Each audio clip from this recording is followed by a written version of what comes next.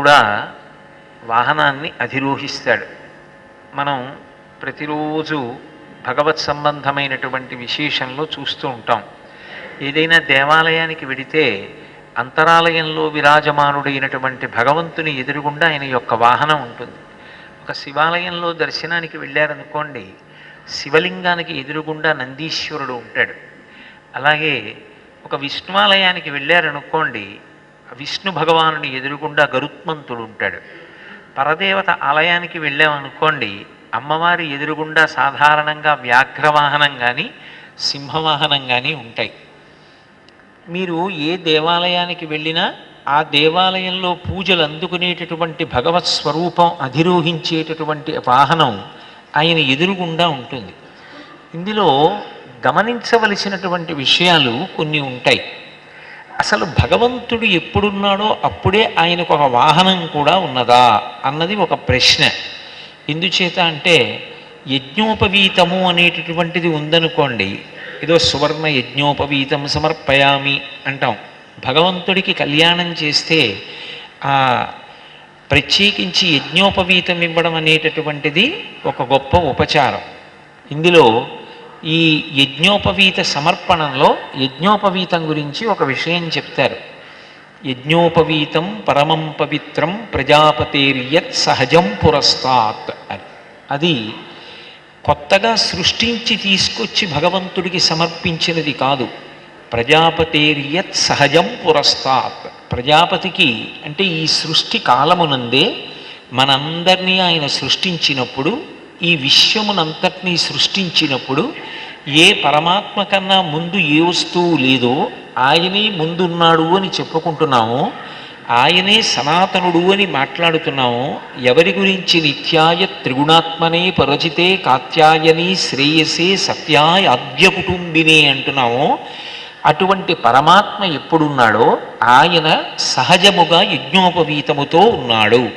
అందుకే ఆ యజ్ఞోపవీతం పరమం పవిత్రం ప్రజాపతేర్యత్ సహజం పురస్తాత్, ఇది ప్రజాపతికి సహజముగా ఉన్నది. ఆయన ఎంత సహజముగా ఉన్నాడో, ఆయన సృష్టి చెయ్యబడినవాడు ఎలా కాలేదో, అందరికన్నా ముందే ఆయన ఎలా ఉన్నాడో అలాగే యజ్ఞోపవీతము కూడా పరమ సనాతనమై ఉన్నది అని చెప్తారు.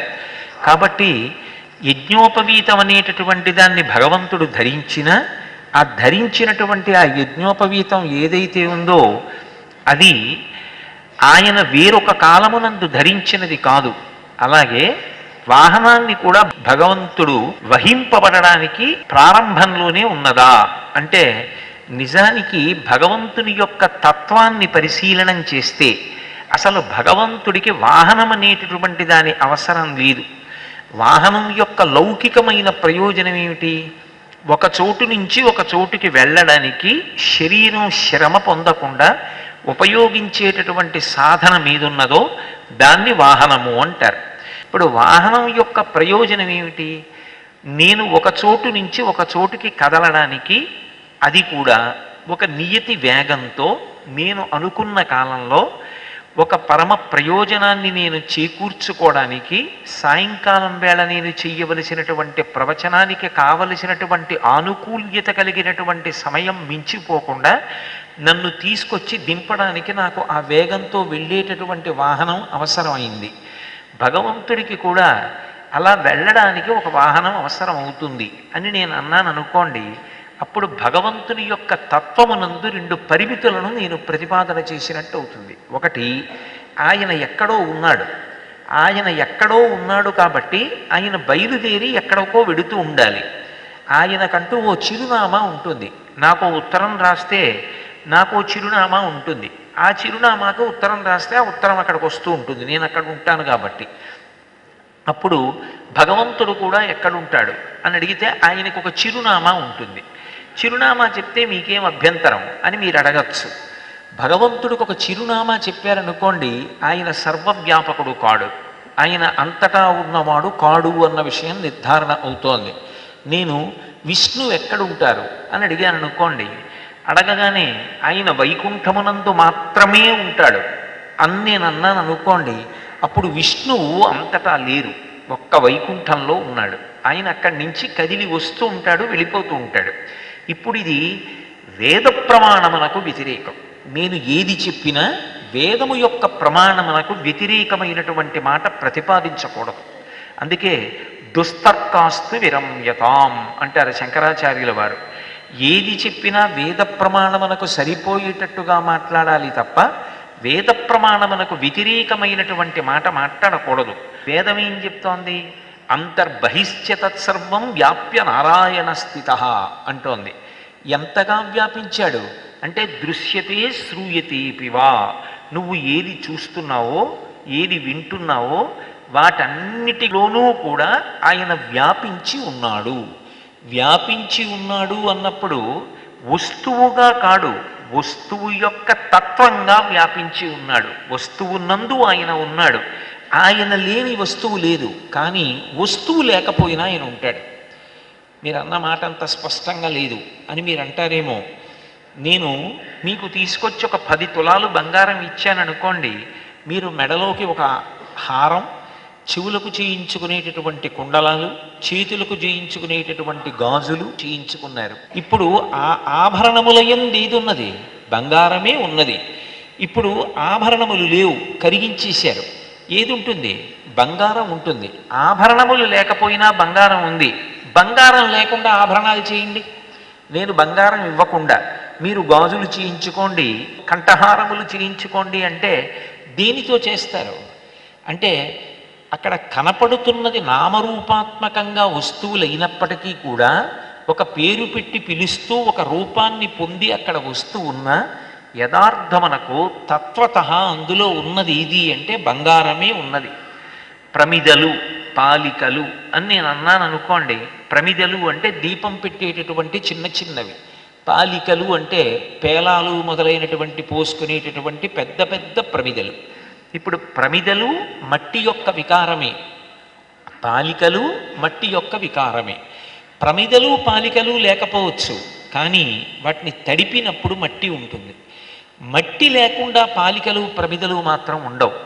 విష్ణువు అన్న మాటకు అర్థం ఏమిటంటే వ్యాపకత్వమును పొంది ఉన్నాడు, ఆయనే ఉన్నాడు, ఆయన వినా వేరొకటి లేదు.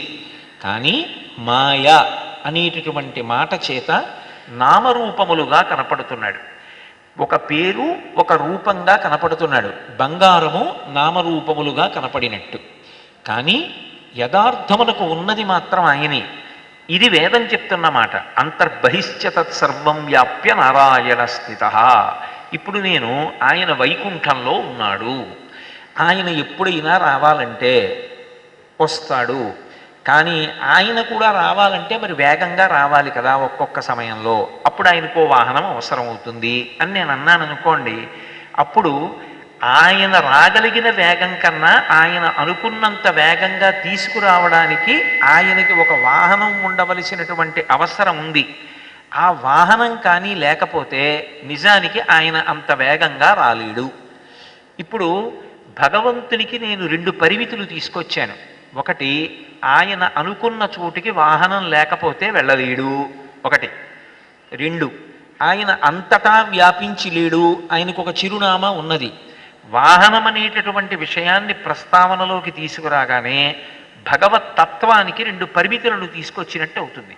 మరి అయినప్పుడు ఈ వాహనం అనేటటువంటి మాట భగవంతుడికి ఎందుకు వచ్చింది? మరి ఏదో విష్ణువు వైకుంఠంలో ఉంటాడు, శంకరుడు కైలాసంలో ఉంటాడు అని మనం అంటున్నాం కదా. పోతన గారు భాగవతంలో అల వైకుంఠపురంబులు నగరిలో ఆమూల సౌధంబుదాపల మందారవనాంతరామృతధర ప్రాతీందు కాంతోపలోత్పల పర్యంకరమా వినోదియగు ఆపన్న ప్రసన్నుండు అని ఒక మాట వాడారు కదా. అయినప్పుడు ఎక్కడో వైకుంఠంలో ఉన్నాడన్న మాట వాడారు కదా, పరిగెత్తుకొచ్చాడు కదా. అలాగే శివుడు కైలాసంలో ఉన్నాడనేటటువంటి మాట సుస్పష్టంగా తెలుస్తోంది కదా. తెల్లవారి లేస్తే వింటున్నాం కదా, కైలాసంలో ఆయన ఉన్నాడు అంటారు కదా. అన్నప్పుడు మరి కైలాసంలో ఉన్నాడని చెప్పిన మాట, వైకుంఠంలో ఉన్నాడని చెప్పిన మాట తప్ప, అంతటా ఉన్నాడన్న మాట తప్ప. ఎందుచేత అంటే వాహనము అన్న మాట వాడేటప్పటికీ ఈ రెండింటిలో ఏదో ఒకటే నిజం అవ్వవలసినటువంటి అవకాశం ఉంటుంది. ఇందులో మీరొక్క విషయాన్ని బాగా గమనించవలసి ఉంటుంది. కైలాసం అనేటటువంటిది కేవలముగా ఏదో ఒక ప్రదేశంగా నిర్ణయింపబడి అక్కడ మాత్రమే ఆయన ఉంటాడు అని చెప్పడానికి వీలైన ప్రదేశము కాదు. కైలాసము అన్న మాటకు అర్థం ఏమిటంటే కేళీ సమూహమునకు కైలాసం అంటారు. కేళి అన్న మాటకు అర్థం ఏమిటంటే ఎక్కడ లాస్య తాండవములు రెండూ జరుగుతాయో దాన్ని కేళి అంటారు. లాస్యము తాండవము అని రెండు మాటలు. లాస్యము అన్న మాటకు అర్థం ఏమిటంటే ఒక భావాన్ని ముఖంలో ప్రకటిస్తే దాన్ని లాస్యం అంటారు. ఒక భావాన్ని ప్రకటించేటప్పుడు దానికి అనుగుణంగా శరీరంలో ఉన్న అంగప్రత్యంగములు కదిలాయనుకోండి, దాన్ని తాండవం అంటారు. ఇప్పుడు ఉదాహరణకి నేను లాస్యము తాండవము అని రెండు మాటలు ఉన్నాయి అన్నప్పుడు ఇలా రెండు చూపించాను. ఇలా రెండు చూపించడం నా శరీరంలో ఒక భంగిమ పట్టాను, రెండు ఉంటాయి అని. ఇలా రెండు ఉంటాయి అన్నప్పుడు నా ప్రమేయం లేకుండానే నేను రెండు వేళ్ళు ఇలా చూపించాను. అంగప్రత్యంగములలో ఒక మార్పు కలిగి లోపల ఉన్న భావాన్ని శరీరంలో ఉన్న ఒక కదలిక ద్వారా అభివ్యక్తం చేస్తే, అంటే లోపల ఉన్నది బయటికి వచ్చినప్పుడు అన్నప్పుడు ఇలా అన్నానా లేదా, అనకుండా ఉండలేను, అందామనంటం లేదు, అది వచ్చేస్తుంది అలాగా. అలా నేను ఒక ముద్ర పడితే ఆ ముద్రకు శాస్త్రంలో ఏమని పిలుస్తారంటే తాండవం అంటారు. లాస్యం అంటే ఆ మాట చెప్తున్నప్పుడు నేను పరమప్రసన్నంగా చెప్పా. ఇదే నేను వీరభద్రోత్పత్తో వీరభద్రుడు దక్షయజ్ఞాన్ని ధ్వంసం చేయడమో అటువంటి విషయం గురించి ప్రస్తావన చేస్తున్నాను అనుకోండి, నా కంఠం కొంచెం వ్యగ్రతని పుంజుకుంటుంది. ఆ పద్యాలలో ఉండేటటువంటి భావనని దృష్టిలో పెట్టుకొని ఆ విషయాన్ని చెప్పేటప్పుడు నేను అందులో మమేకమైతే ఆ వీరభద్రుడి యొక్క తాండవం ఎలా ఉంటుందో దానికి అనుగుణంగా నా ముఖంలో వ్యగ్రత కనపడుతుంది. అప్పుడు నా శరీరం కూడా అంత ఆవేశంతో కదులుతుంది, కంఠనాళములు పైకి ఉబుగుతాయి. అది ఆ అభివ్యక్తమైనటువంటి లక్షణం లాస్యం. పైన కదిలినటువంటి శరీరావయవములు తాండవం. ఇది ఒక్కొక్కసారి మనలో ఉన్న భావన వలనే కలగక్కర్లేదు, బయట వాటి వలన పొందిన భావన వలన కూడా లాస్యతాండవములు ఉంటాయి. మీరు ఎప్పుడూ సముద్రం చూడలేదనుకోండి, అయ్యా సముద్రం ఎలా ఉంటుందో నాకు చూపించండి అని అడిగారు. నేను మిమ్మల్ని విశాఖపట్నం తీసుకెళ్ళి మీకు సముద్రం చూపిస్తానండి అని, ఇంకా సముద్రానికి చాలా దగ్గరగా మీరు వచ్చేసారనేటప్పుడే మీ కళ్ళకి గంతలు కట్టి సముద్రపుటుడికి తీసుకెళ్ళి నించోపెట్టి అకస్మాత్తుగా నేను కళ్ళకి కట్టినటువంటి గంతలు విప్పేసి అదిగో సముద్రం చూడండి అన్నాను అనుకోండి, అంత నీరు, అగాధం, అన్ని కెరటాలు, ఆ ఘోష, ఆ గాంభీర్యం పూర్వం జీవితంలో మీరు చూడలేదు. ఇప్పుడు ఒక్కసారి కళ్ళు తెరిచి దాన్ని చూసేటప్పటికీ తీసుకెళ్ళిన నా వంక మీరు చూడరు, ఆ సముద్రం వంక చూసి నిశ్చేష్టులైపోయి ఒక ఉద్విగ్నతని పొందుతారు. ఇప్పుడు ఆ ఉద్విగ్నత భావము దేని వలన కలిగింది? మీరు చూసినటువంటి సముద్రము వలన కలిగింది. ఇప్పుడు తాండవము సముద్రముదైతే లాస్యము మీదయింది. ఇలా ఈ ప్రపంచమంతా లాస్య తాండవముల చేత నిండిపోయి ఉంటుంది. నేను ఇప్పుడు మాట్లాడుతుంటే కదులుతూ ఉంటాను, మీరు కదలరు. కదలకుండా మీరు అలా చెవులు దొప్పలు చేసుకుని జుర్రుకుంటూ కూర్చున్నారు, అది ఒక రకమైన లాస్యం. కదులుతూ చెప్పడం నా లాస్య తాండవాలు. రకరకములైనటువంటి లాస్య తాండవములతో ఈ సృష్టి అంతా నిండిపోయి ఉంటుంది. ఈ లాస్యము పార్వతీదేవి, తాండవము పరమశివుడు. అంటే లోపల ఆయన ఉన్నాడు కాబట్టి భావము కానీ కదలిక కానీ ఈ రెండు కలుగుతున్నాయి. ఈ రెండు కలిగినటువంటిది ఎక్కడ ఉన్నదో అదే కైలాసం అయినప్పుడు సభాభ్య సభాపతిభ్యశ్చ భో నమో నమో అంటుంది రుద్రాధ్యాయం. సభ సభాపతి ఇద్దరూ కలిస్తే అదే కైలాసం, అదే శివస్వరూపం. ఇప్పుడు కైలాసము లేనిది, కైలాసము కానిది ఎక్కడుంది నాకు చెప్పండి? పైకి జీవులు కనపడుతూ ఉంటారు, పైకి మనుష్యులు కనపడుతూ ఉంటారు, కానీ లాస్యతాండవముల ద్వారా వాళ్ళ వాళ్ళ భావాలు ప్రకటనమవుతుంటాయి.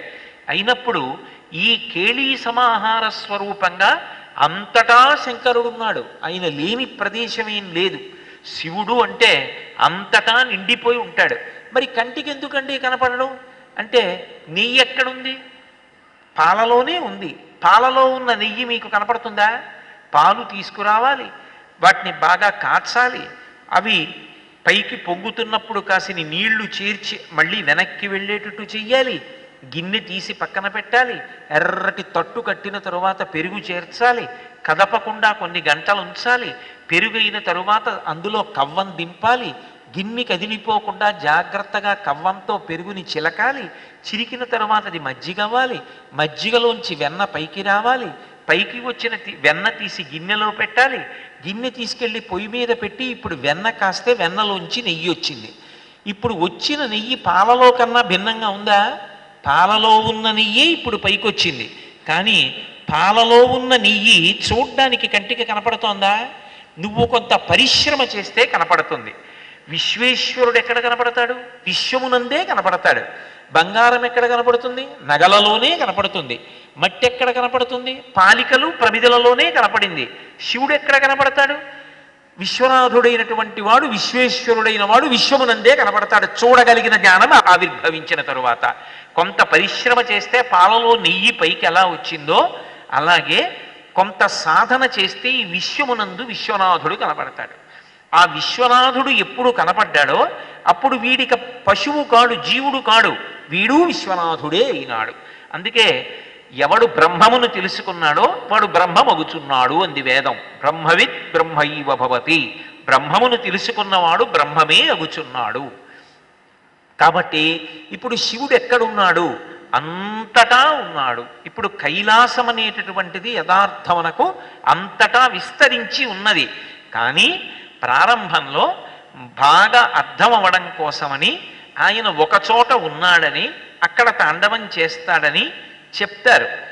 మొత్తం మూలశక్తిగా ఒక చోట ఆవిర్భవించి స్థూల స్వరూపంతో ఆయన అందరి యొక్క మొరలు వింటూ దర్శనమిచ్చినప్పుడు అందరూ చూడడానికి వీలుగా ఒక రూపాన్ని పొంది చెరించాలనుకున్నప్పుడు ఒక ప్రదేశాన్ని ఎంచుకోవచ్చు. అది ఆయన ఇష్టం. ఎందుకంటే వేదమే అంగీకరించింది. అజాయమానో బహుధా విజాయతే అంది. అసలు ఒక రూపాన్ని పొందవలసిన అవసరం లేనివాడు, ఒకలా పుట్టవలసిన అవసరం లేనివాడు అనేక రూపములను పొందుతున్నాడు. అలా పొందుతున్నాడు అంటే దానికి కారణం కేవలము ధర్మాన్ని నిలబెట్టడం కోసం. అలాగే వైకుంఠము అనేటటువంటి మాటకి అర్థం నిజానికి మన మొరలు తిన్నగా వెళ్ళి ఆయనకి ప్రత్యక్షంగా చెప్పడానికి అవకాశము లేనిది. ఈ భూదేవి ఉందనుకోండి, ఆవిడ ఎప్పుడూ ఒక సమస్యని లెక్క పెట్టుకుంటూ ఉంటుంది. నేను ఈ బరువు మొయ్యలేకపోతున్నాను అంటుంది ఒక్కొక్కసారి.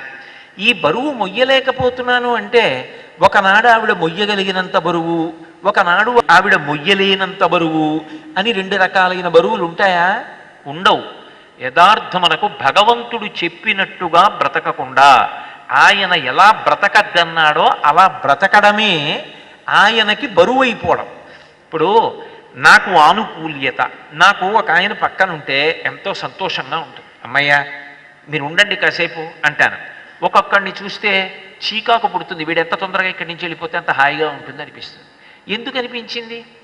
ఈయన పట్ల ఆనుకూల్యత ఎందుకు, ఆయన ఎందుకు ప్రతికూలత ఎందుకు అంటే మనసెరిగి ప్రవర్తిస్తాడు ఆయన, అందుకని ఆదరిస్తారు. ఈయన తన ఇష్టం వచ్చినట్టు ప్రవర్తించి తన ఇచ్చ వచ్చినట్టు ప్రవర్తించిన ప్రవర్తనకి అనుగుణంగా నేను లోబడాలని కోరుకుంటాడు. అది నాకు ఇచ్చగించలేదనుకోండి, నాకు ప్రతికూలత ఏర్పడుతుంది. అప్పుడు నాకు బరువు అవుతాడు ఆయన. నేను ఎత్తుకున్నానని కాదు, నాకు మనసులో అయిష్టత ఏర్పడింది. భూదేవికి ఎప్పుడు బరువు అంటే ఏదో 80 కేజీలు 90 కేజీలు అని బరువు కాదు. భగవంతుడు చెప్పినట్టుగా కాకుండా నా ఇష్టం వచ్చినట్టు బ్రతుకుతానని బ్రతుకుతున్న వాళ్ళు ఎక్కువైపోతే ఆవిడికి బరువుగా అనిపిస్తుంది. అప్పుడు ఆవిడ విష్ణువుతో మొరపెట్టుకుంటుంది. ఆయన స్థితికార శక్తి. అయ్యా మీరు వచ్చి రక్షణ చెయ్యండి అని అడుగుతుంది. అంటే ఇంతమంది ఉంటారని కాదు, ఉన్నది ఒక్కటే పదార్థం స్థితి చేసినప్పుడు విష్ణువుగా ప్రకాశిస్తుంది. 3 మూర్తులకును 3 లోకములకు 3 కాలములకు మూలమగుచు భేదమగుచు తుదిక భేదమయ్యొప్పారు బ్రహ్మమనగనీవే పాలనయనా అని. ఉన్న ఒక్క పదార్థమే సృష్టి చేసినప్పుడు బ్రహ్మ, స్థితి చేసినప్పుడు విష్ణువు, లయ చేసినప్పుడు మహేశ్వరుడిగా ప్రకాశిస్తుంది. కాబట్టి అయ్యా మీరు రండి, అవతారం తీసుకుని నన్ను కాపాడండి అని చెప్తుంది. అప్పుడు ఆవిడ బయలుదేరి వెళ్ళదు. వెళ్ళకుండా ఆయన తొందరగా వినాలంటే ఏ రూపంతో చెప్తే వింటాడు అంటే గోవు బాధపడితే ఆయన అంగీకరించాడు. అందుకే భూమి గోరూపాన్ని పొందుతుంది. మీరు ఎప్పుడైనా పౌరాణిక వాంగ్మయాన్ని పరిశీలించండి. ఈ భూమి ధేను రూపాన్ని పొందుతుంది, ఆవు రూపాన్ని పొంది మొరపెడుతుంది. పెట్టగానే ఆయన వింటాడు, ఏమైంది అని అడుగుతాడు. ఎందుచేత గో సంరక్షణ యందు విష్ణు భగవానుడికి అంత మక్కువ కనుక ఆమె గోరూపాన్ని ధరించి పెద్ద ఆర్తితో కేక పెట్టగానే వింటాడు. అంటే ఇప్పుడు మొర వెళ్ళింది. వెళ్ళిన తరువాత ఆయన సాకార దర్శనం ఇవ్వవచ్చు, ఇవ్వకుండా ఒక్కొక్కసారి అశరీరవాణిగా వినపడుతుంది. వినపడి మీరెవ్వరూ బెంగ పెట్టుకోక్కర్లేదు, నేను జోక్యం చేసుకుంటానంటాడు. మీరు పురాణాలు జాగ్రత్తగా పరిశీలిస్తే అన్ని వేళలా దర్శనమిచ్చి మాట్లాడ్డు, ఆయన వాక్కు వినపడుతుందంతే. అందుకే ఒక్కొక్కసారి మొరవెడుతుందని చెప్పడం కూడా కష్టం, కానీ ఆవు రూపంలో భూమి మొరపెట్టినప్పుడు మాత్రం ఆయన చెవిన పడిపోతుంది. పరమభక్తితో మూలిగిండి ఆయన చెవిన పడుతుంది. భక్తి లేకుండా వేసిన పెద్ద కేక ఆయన చెవిన పడుతుందని చెప్పడం కష్టం. అందుకే రామకృష్ణ పరమహంస ఒక చమత్కారమైన మాట అన్నారు. అసలు భగవంతుడి యొక్క వినికిడి శక్తి ఎంత అని అడిగాడు ఒక శిష్యుడు. ఆయన అన్నారు, ఒక పని చేయి, నీ ఇంట్లో కాస్త పంచదార చల్లు, చీమలు వచ్చి తినడం మొదలు పెడతాయి. అన్ని చీమలలోనూ అతి చిన్న చీమగా నీకు ఏది అనిపించిందో దాన్ని జాగ్రత్తగా పట్టుకో, అది చచ్చిపోకుండా ఒడుపుగా పట్టుకొని కంసాలి దగ్గరికి తీసుకెళ్ళు, దాని కాళ్ళకి గజ్జెల పట్టాలు చేయించు, దాని కాళ్ళకి గజ్జెల పట్టాలు కట్టి విడిచిపెట్టు. అది నడుస్తున్నప్పుడు దాని కాళ్ళకి కట్టిన గజ్జెల పట్టాలలోంచి వచ్చినటువంటి చప్పుళ్ళు వినగలిగినంత వినికిడి శక్తి ఉన్నవాడు. చాలా అంటే ఆ భక్తి ఉండాలి. కానీ ఇక్కడ కుయ్యి అన్నా కూడా ఆయన వినగలడు. గజేంద్రుడు ప్రాణం పోయే ముందు కుయ్యి అంటే భగవంతుడు వినలా. ఆయన వినడానికి నేను ఎంత గట్టిగా మాట్లాడాలి అన్న మాట అర్థమే లేదు. ఆయన హృదయ గుహ యందు ఉంటాడు, ఆయన లేనిది లేదు, అంతటా ఉంటాడు. కాబట్టి ఆ భక్తి ఉండాలి. అందుకే శంకరాచార్యులు వారు సౌందర్యలహరి చేస్తూ సకుర్ణత్వా నత్వా అంటారు. ఆ భక్తి కలిగిన వాడు ఎంతసేపు పూజ చేయాలి, ఎన్ని నమస్కారాలు పెట్టాలి అంటే దానికి నియమం లేదు. ఒక నమస్కారం చేసినా సరే, సత్పురుషుడైన వాడు చేసిన ఒక్క నమస్కారానికైనా భగవంతుడు ప్రతిస్పందిస్తాడు ఎప్పుడు ఆ హృదయ సంస్కారం ఉంటే. కాబట్టి ఇప్పుడు విష్ణువు వైకుంఠమునందున్నాడు అన్న మాటకు అర్థం ఆయన మొర విని ఒక రూపంతో కనపడితే అవతల వారికి ఆర్తి తీరుతుందనుకుంటే సాధారణంగా కనపడడానికి ఉపయోగించేటటువంటి ఒక ప్రదేశం.